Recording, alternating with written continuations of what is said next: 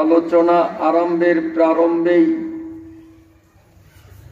দয়াময় রব্বুল আলামিনের দরবারে কৃতজ্ঞতা আর শুকরিয়া,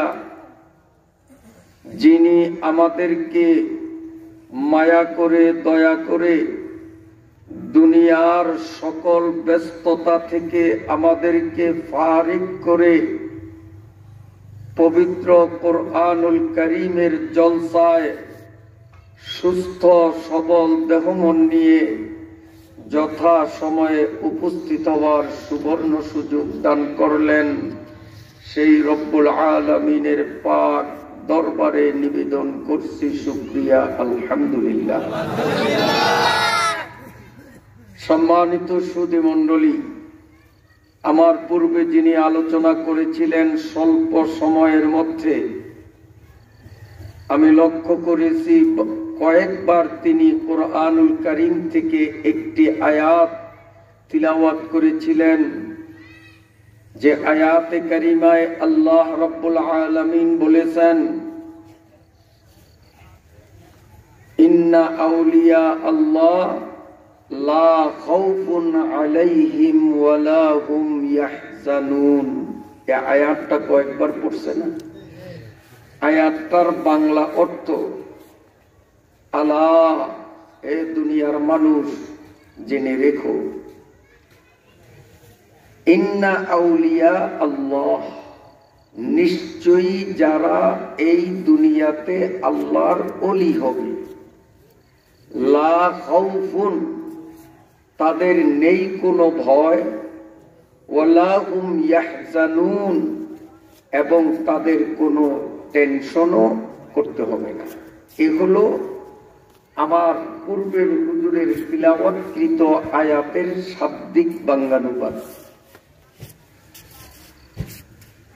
আয়াতের অনুবাদের মাধ্যমেই আমরা বুঝতে পারলাম আল্লাহর ওলিদের জন্য দুটি সুসংবাদ এ আয়াতে ঘোষণা করা হয়েছে।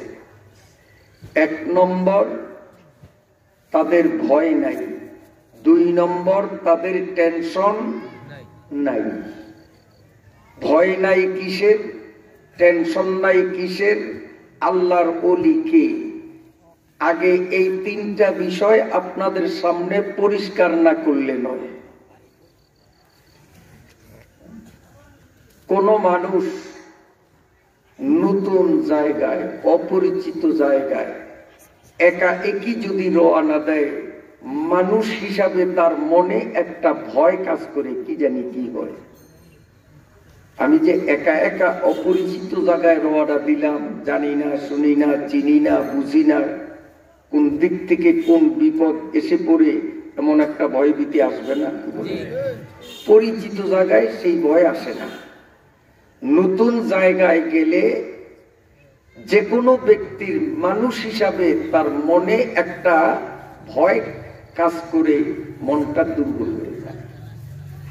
এখন বলেন তো, কবর জগতে, হাসর জগতে, পুলসেরাতের নিকটে, মিজানের কাছে আপনারা কে কয়বার ঘুরে আসছেন? আমি কিন্তু একবারও এখনো যাইতে পারিনি। কবরে কয়বার গেছেন আপনারা? 5-10 বার গেছেন, এমন আছেন কয়জন? তাহলে 2-1 বার গেছেন। কথা বলেন না, আপনারা গেছেন মনে হয়। আমি একবারও যেতে পারিনি। তবে একবার যদি যাই তো ফিরে আর আসাও সম্ভব হবে না। যে গেছে সে গেছেই, আর আসবে না।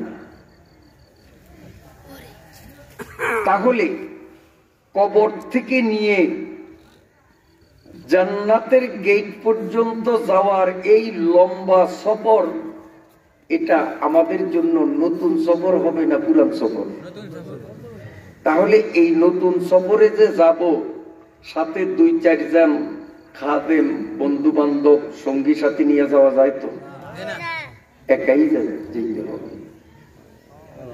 মায়ের পেট থেকে যেমন একাই কি অবস্থায় দুনিয়ায় এসেছি, পরজগতেও ঠিক এভাবেই একাই কিভাবেই আমাদের যেতে হবে। এখন একাই কি ভাবে অপরিচিত জগৎ, কবর হাসরের জগতে যে যাব, যত চালাক হোক, যত বুদ্ধিমান হোক, আলেম হোক, মূর্খ হোক, মানুষ তো আমরা, একটা ভয় তার ভিতরে আসবে। কি জানি কবরে কি অবস্থা হয়, কি জানি মিজানে কি হয়, পুলসেরাতে কি হয়, একটা ভয়। আল্লাহ পাক বলেন, আলা ইন্না আউলিয়া আল্লাহি লা খাউফুন আলাইহিম, এই দুনিয়াতে যারা আল্লাহর ওলি হবে এদের জন্য কবর থেকে নিয়ে জান্নাতের গেট পর্যন্ত যাইতে যতগুলো স্টেশন, যতগুলো গেট পড়বে, কোথায়ও তাদের ভয়ের কারণ হবে না, ভয় হবে না। এটা অভয় দিয়ে দিলেন আল্লাহ, তাদের কোনো ভয় হবে না। কিভাবে ভয় হবে না সেই ব্যবস্থা যিনি এই সুসংবাদ দিলেন তিনিই সেই ব্যবস্থা করবেন, আল্লাহই সেই ব্যবস্থা করবেন। এটা হলো লা খাউফুন আলাইহিম, ওলিদের ভয় নাই। কবর থেকে নিয়ে জান্নাত পর্যন্ত যাওয়ার এই সফরে কার ভয় নাই? ওলিদের। এখন ওলিকে তার পরিচয় একটু পরে হবে। দ্বিতীয় নম্বর সুসংবাদ, ওয়ালা হুম ইয়াহজানুন, এদের টেনশন নাই। কিসের টেনশন নাই? ছেলে মেয়ে, স্ত্রী, আত্মীয় স্বজন, প্রতিবেশী, গ্রামবাসী, এদেরকে ছাইরা সে যে অন্য জগতে, নতুন জগতে গেল, এখন এই ছেলে মেয়ে, স্ত্রী, পুত্রের জন্য তার কোনো টেনশন হবেই না। যে আল্লাহর ওলি তার কোনো টেনশন হবে না। কেন? যে এ চলে গেছে, এর সন্তান সন্ততি, স্ত্রী পরিজনের অভিভাবকত্বের দায়িত্ব স্বয়ং আল্লাহ রাব্বুল আলামিন নিজে নিবেন। যদি ওলি হইয়া যাইতে পারে, সামনের জগতের জন্য নাই ভয়, পিছনের জগতের জন্য নাই তার কোনো দুশ্চিন্তা, কোনো টেনশন। কার জন্য? ওলিদের। এখন ওলি কি? আপনারা বলতে পারেন ওলি হবে হয়তো কাকরেলের মুরব্বীরা, ওলি হবে চরমনের পিসাবরা, উজানির পিসাবরা, শর্ষিনার হুজুররা, ওলি হবেন মাওলানা মুস্তাফিজ সাহেব হুজুর দামাত বারাকাতুহুম, ওনারা। আমরা ওমরপুরের গ্রাম্য মানুষ, ক্ষেত খামার করি, মেঘনায় ইলিশ মাছ ধরি, মৎস্যজীবী হয়ে জীবন কাটাই, আমরা কি আল্লাহর ওলি হব? এই সুসংবাদ কি আমাদের? আল্লাহর ওলি হওয়ার জন্য পীর হওয়া লাগে না, আল্লাহর ওলি হওয়ার জন্য মাওলানা সাহেব হওয়া লাগে না, আল্লাহর ওলি হওয়ার জন্য কোনো কোয়ালিটি লাগে না। একটা কাজ যে করবে, চাই সে পীর হোক, চাই মুরিদ হোক, চাই আলেম হোক, চাই ইংরেজি শিক্ষিত হোক, কিংবা সে নিরক্ষর মূর্খ হোক, ধনী হোক, গরিব হোক, যেই হোক না কেন, একটা কাজ যে করবে সেই হবে আল্লাহর ওলি। এখন বলেন, আল্লাহর ওলি হওয়াটা কঠিন বিষয় না সহজ বিষয়? যদি বলতাম যে আল্লাহর ওলি হইতে গেলে 1000টা কাজ করা লাগবে, তাইলে কঠিন হতো। যদি বলতাম যে 100টা কাজ করা লাগবে, তাও কঠিন। যদি 10-20টা বলতাম, তাও কঠিন। কথা শেষ হল।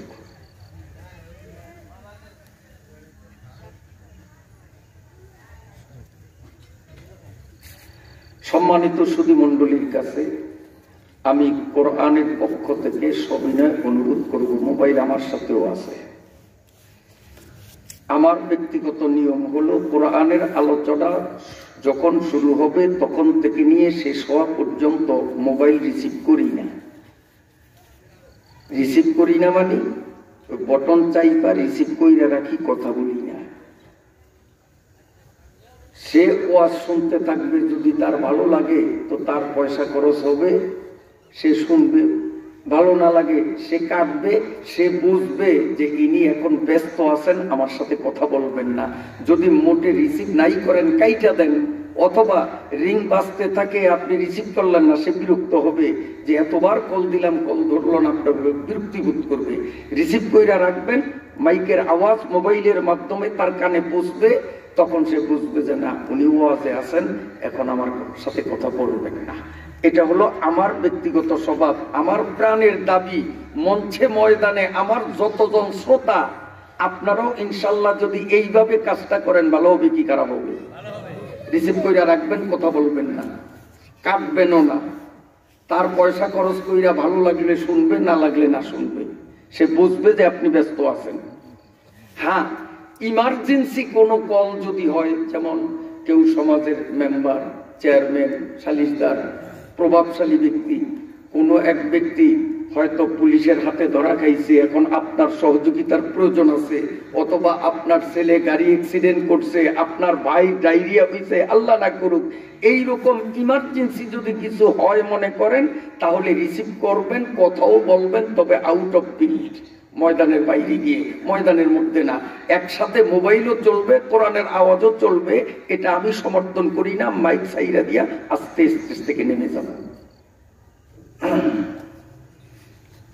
এটা কোরআনের মাহফিল, পোস্টারে লেখা তাফসীরুল কোরআন, তিলাওয়াতও করেছি কোরআন, শুরুও করেছি কোরআনের আলোচনা দিয়ে, কোনো ভূমিকায় আমি যাই নাই।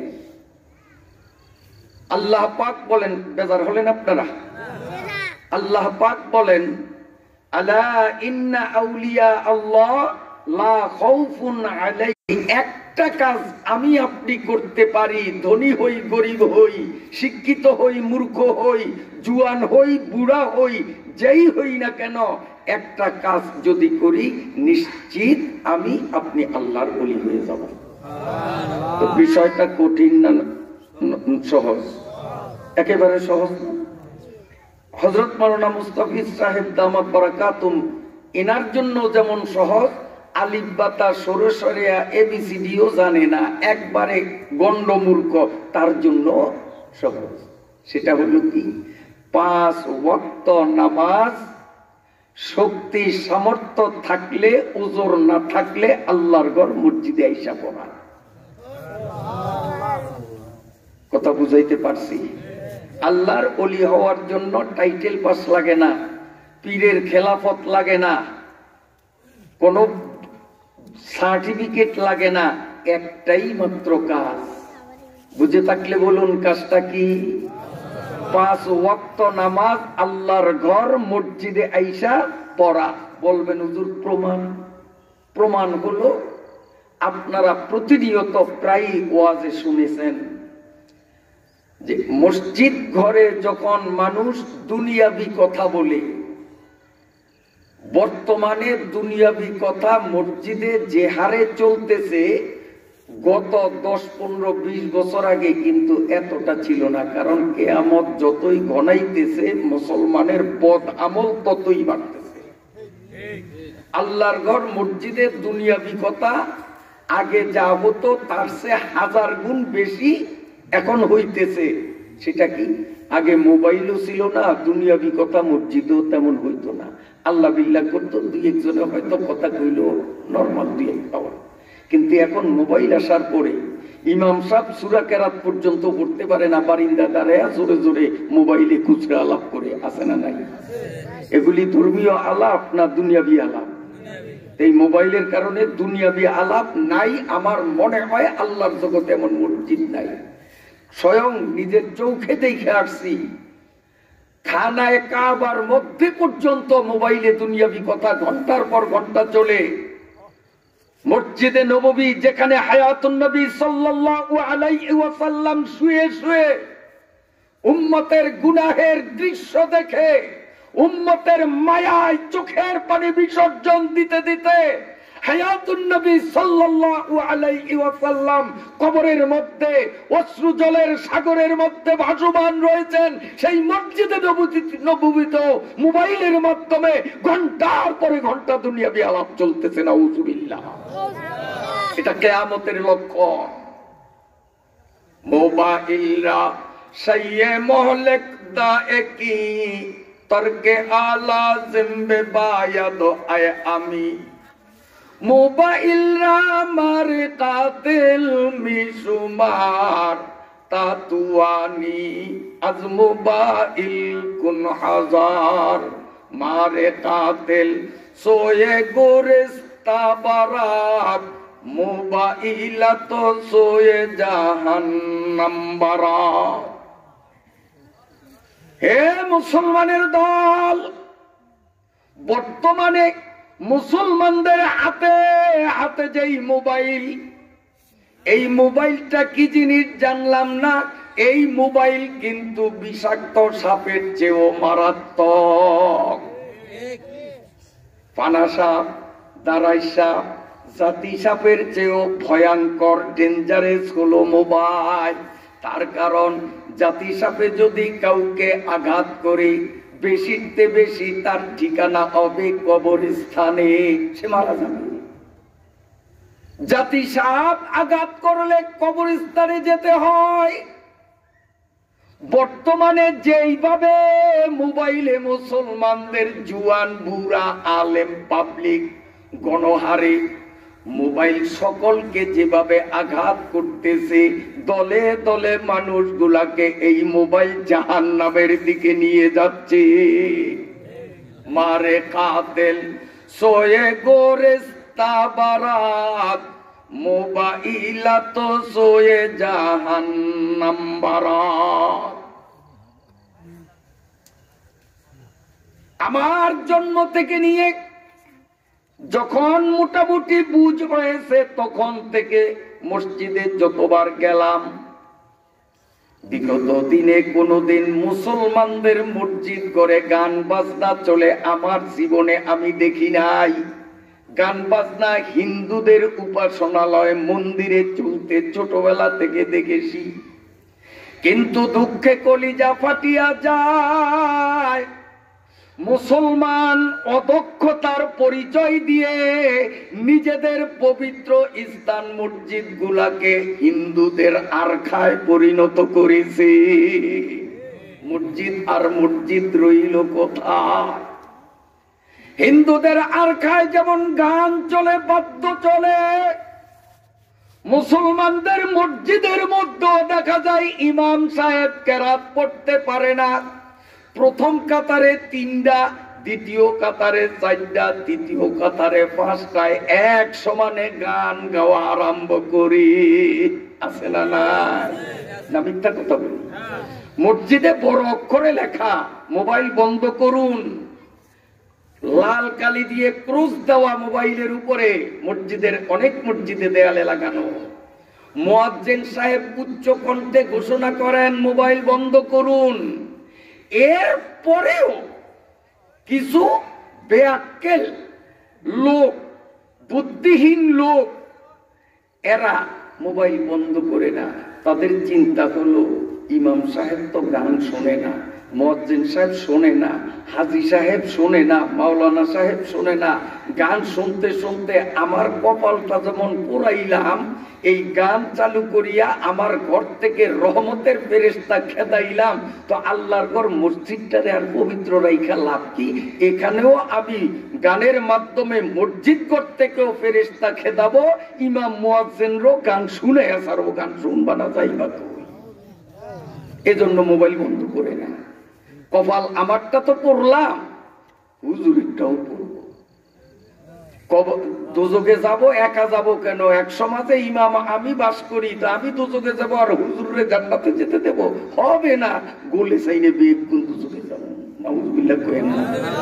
কারণ হায়াতে বাঁচলে আগামী বছর আবার মাহফিল হবে না, সেই দিন আবার নাউজুবিল্লাহ বলা লাগবে না, সব জমা রেখে দেন। ভুলেও কেউ কইেন না, কারণ আজ যদি নাউজুবিল্লাহ কোন তো আগামী বছর কমিট করতে শেষ হয়ে যাব না।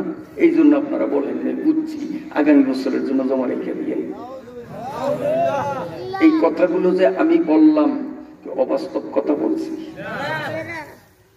রাত দিন বাজতে এ ঘর মে মোবাইল টেলিভিশন, এটা তো নাই মনে হয় আপনাদের দেশে? টেলিভিশন সর্বেশনও আছে? সর্বেশন টেলিভিশন আছে, এটা আমার বুঝে ধরে না। তার কারণ সারা বাংলাদেশের মধ্যে তবলিগের সহি মেহনতে বাংলাদেশের প্রতিটি জেলার মধ্যে 1 নম্বরে আছে ভোলা জেলা। আলহামদুলিল্লাহ, এটা খুশির খবর। পুরা ভোলা জেলার মধ্যে যতগুলো থানা আছে, হেডকোয়ার্টার ভোলাও না, বুরহানুদ্দিন লালমোহন দৌলত খাও না, পুরা ভোলা জেলার মধ্যে তবলিগি মেহনতে 1 নম্বরে হলো চরপেশন। এবং পীর মুরিদির লাইনে যে সহি একটা তরিকা, যেই তরিকার সাথে অসংখ্য আলেম উলামারা গভীরভাবে সম্পৃক্ত, মুজাহিদ কমিটি চরমোনাই কর্তৃক পরিচালিত এই মুজাহিদ কমিটির কার্যক্রম আলহামদুলিল্লাহ পুরা জেলার মধ্যে চরপেশনে 1 নম্বরে। সেই চরপেশনে ঘরে ঘরে টেলিভিশন আছে, আপনারা বললেও তো আমি বিশ্বাস করব না। रातों दिन बजते हैं घर में मोबाइल टेलीविजन, इसलिए तो घर में तेरे खैर बरकत ही नहीं। दिन ब दिन नाजुक जमाना आ रहा है भाइयों, ठोकरे का कर भी कुछ होश में आते नहीं। আগেকার দিনে সিনেমা চাইতে টিকিট কাটা লাগতো, রিক্সা ভাড়া দিয়া শহরে যাওয়া লাগতো। এখন সেরা খাতার নিচে শুইয়া শুইয়াও সিনেমার চেয়েও জঘন্যটা দেখি না, বলবো খাতার তলে শুইয়া বাপের মাথার ঘাম ঝরানোর টাকায় এমবি ভরিয়া, বাপের হালাল টাকা, বদলা দেওয়া টাকা, রিক্সা চালানোর টাকা, হাড় ভাঙ্গা খাটুনি দিয়ে উপার্জিত টাকা মোবাইলে ভরিয়া সারা রাত সেরা খাতার তলে শুইয়া সিনেমার চেয়েও জঘন্য জিনিস দেখে কি দেখে না? কোন দিন কয়দিন আমরা মুরব্বীরা এই ব্যাপারে ওদের একটু খোঁজ খবর নিয়েছি। আফসোস, সমাজ কোন দিকে দাবিত? দুধ পবিত্র না অপবিত্র? পবিত্র, পুষ্টিকর খাদ্য। হাদিসে আছে আল্লাহ পাক বলেন, আমি তো কিচ্ছু খাই না, যদি খাইতাম তো হয়তো দুধ আর মধু খাইতাম, আর কিচ্ছু খাইতাম না। তাইলে কি বোঝা গেল? যে যত রকমের সুস্বাদু খাদ্য আছে এর মধ্যে দুধ আর মধুই বেশি ভালো। আল্লাহ খায় না, যদি আল্লাহ খাইতেন তো কুস্তু খাইতেন না, রসগোল্লা খাইতেন না, আমিত্তি খাইতেন না, দুধ আর মধু খাইতেন। তাহলে দুধ ভালো জিনিস না? ভালো মানে অতি ভালো। এখন দুধটা যেই ভান্ডর ভিতরে রাখবেন, ভান্ডটার ভিতরে যদি নাপাক থাকে, গরুর সোনা থাকে, মুদ থাকে, দুধ ফ্রেশ থাকবে? হ্যাঁ, তো পবিত্র কোরআনের তাফসীর হলো দুধ। আর আমাদের কলবের মধ্যে তো এখন মোবাইলের মুদ ভরা, এই মুদ ভরা ভান্ডের মধ্যে পবিত্র দুধ কোরআনের তাফসীর কেমনে রাখবো আমার তো বুঝে ধরে না। আল্লাহ আল্লাহ, আল্লাহর ঘর মসজিদে পর্যন্ত গান, হিন্দুদের আরকায়ও গান, মুসলমানের মসজিদেও গান। অথচ রাসূল করিম সাল্লাল্লাহু আলাইহি ওয়াসাল্লাম বলেছেন, হে মুসলমান, তুমি যখন একাগ্র চিত্তে মন লাগিয়ে গান শুনতে থাকো, আমি সত্য নবী দ্ব্যর্থহীন কণ্ঠে ঘোষণা দিয়ে দিলাম, মুসলমানের নাম থেকে তোমাকে কট্টর করে ফাসিকের লিস্টিতে, মুনাফিকের লিস্টিতে তোমাকে নেওয়া হলো। নাউজুবিল্লাহ। দলে দলে আজকে মুসলমান গুলো ফাসিক আর মুনাফিকের কাতারে যাচ্ছে, এক মোবাইলে।